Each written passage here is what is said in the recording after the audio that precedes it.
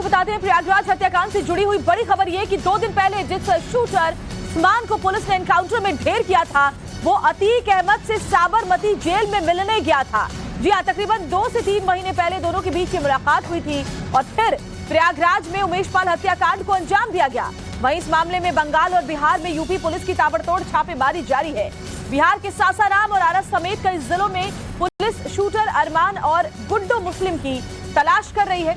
Police इस हत्याकांड में अब तक 2 लोगों का एनकाउंटर कर चुकी है, जिसके बाद भी प्रयागराज जेल में बंद अतीक के बेटे अली अहमद की भी हालत खराब है। उसने जेल में खाना पीना कम कर दिया, पानी पी रहा है, खाना नहीं खा रहा। उसे ये डर है कि कहीं उसका भी एनकाउंटर ना हो जाए। तो बड़ी खबर आपको बता रहे हैं, जो तस्वीर सामने आई थी जिस शूटर को ढेर किया गया था एनकाउंटर में, उसने मुलाकात की थी और ऐसे में इसका साफ साफ मतलब है कि पहले से ही बाकायदा पूरी प्लानिंग इस हत्याकांड की रची गई थी।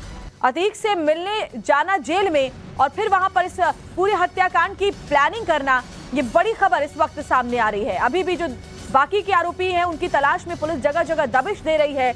अतीक अहमद से मिला था उस्मान, ये वही उस्मान है जिसकी 2 दिन पहले एनकाउंटर में उसे मार गिराया गया था। और उसके बाद आपको बताएं कि बाकी जो गुड्डू मुस्लिम है उसकी भी तलाश में लगातार पुलिस की टीम छापेमारी कर रही है। उत्तर प्रदेश समेत बिहार के भी कई शहरों में ये छापेमारी की जा रही है, दबिश दी जा रही है।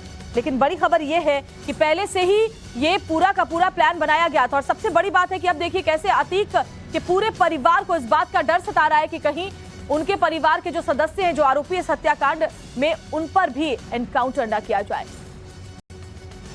और आशुतोष हमारे साथ ग्राउंड जीरो से हमारे सहयोगी बने हुए। आशुतोष, लगातार जब से यह हत्याकांड हुआ है ग्राउंड जीरो से हर अपडेट पहुंचा रहे हैं हमारे दर्शकों तक, क्या और जानकारी मिल रही है इस पूरे मामले को लेकर? देखिए, उमेश पाल हत्याकांड में जैसे जैसे पुलिस की जो तफ्तीश है आगे बढ़ती जा रही है और एक के बाद एक जो खुलासे हैं वो सामने होते जा रहे हैं। और सबसे ताजा खुलासा है उस्मान को लेकर, वही उस्मान जिसे 2 दिन पहले पुलिस ने इनकाउंटर में मार गिराया गया था। कहा यह जा रहा है कि उस्मान ने लगभग 2 से 3 महीने पहले साबरमती जेल में जाकर अतीक अहमद से मुलाकात की थी और इस दौरान उसके साथ जो एक और शूटर था गुलाम, वो भी मौजूद था और दोनों ने मुलाकात की थी। और ये कहा जा रहा है कि इसी मुलाकात में पूरी जो हत्याकांड है उसकी साजिश रची गई थी और इसके एवज में बाकायदे उस्मान को 10 लाख रुपए भी दिया जाना था। हालांकि जब वो जेल में मिलने के बाद जब बाहर आता है तो उसे बाकायदे एक आईफोन दिया जाता है और इसके साथ ही 60,000 रुपए भी उसे दिए जाते हैं। और कहा जा रहा है कि उस्मान ने पूरे घटनाक्रम को अकेले अंजाम देने के लिए एक तरीके से कहा था कि वो खुद अकेले अंजाम देगा। हालांकि बाद में उसमें कुछ और जो शूटर थे उनको ऐड किया गया और सिर्फ उस्मान ने अतीक अहमद से ही मुलाकात नहीं की थी, बल्कि अतीक अहमद के साथ जो बरेली जेल में अतीक का भाई अशरफ है उससे भी मुलाकात की थी। और इन्हीं बातों को लेकर जो पुलिस की तफ्तीश है वो आगे बढ़ती जा रही है। पुलिस इस बात को खंगालने में जुटी है कि अतीक अहमद और उसके भाई अशरफ से और कितने शूटरों ने मुलाकात की, कब मुलाकात की और इस दौरान उनके साथ कौन कौन था। तो जैसे जैसे तफ्तीश आगे बढ़ती जा रही है एक के बाद एक जो खुलासे हैं वो होते जा रहे हैं। दूसरी बड़ी बात यह है कि अब इस मामले को लेकर जो अतीक अहमद का परिवार है वो बेहद डरा हुआ है, सहमा हुआ है। सबसे पहले हमने देखा था कि अतीक अहमद खुद साबरमती जेल से प्रयागराज नहीं आना चाहता है। उसे इस बात का डर है कि अगर वो जेल से उसका जेल ट्रांसफर होता है तो बीच रास्ते में उसका भी एनकाउंटर किया जा सकता है। और वही बात कुछ उसका जो बेटा है अली अहमद जो नैनी जेल में बंद है, उसे भी इसी बात का खतरा सता रहा है कि कहीं उसका भी एनकाउंटर न किया जाए। क्योंकि पिछले दिनों ये खबर आई थी कि अली को नैनी जेल से बुंदेलखंड या फिर पश्चिम उत्तर प्रदेश के किसी दूसरे जेल में ट्रांसफर किया जा सकता है। और उसी के बाद से जो उसकी चिंता है, जो उसका डर है वो बढ़ गया है।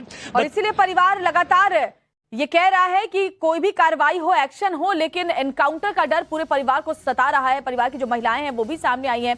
आशुतोष, उस्मान वही जिसका एनकाउंटर किया गया 2 दिन पहले, वो वही शूटर था जिसने सबसे पहली गोली चलाई थी उमेश पाल के ऊपर और साथ ही गनर के भी ऊपर। कुछ वक्त पहले ही जाकर के जेल में अतीक अहमद से मिलना ये साफ साफ बताता है कि उमेश पाल हत्याकांड की जो पूरी स्क्रिप्ट थी, पूरी पटकथा थी, वो जेल के अंदर ही लिख दी गई थी।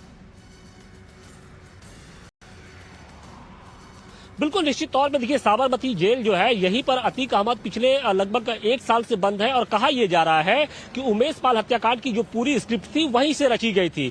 उमेश पाल का जो प्रयागराज में दबदबा था वो लगातार बढ़ता जा रहा था।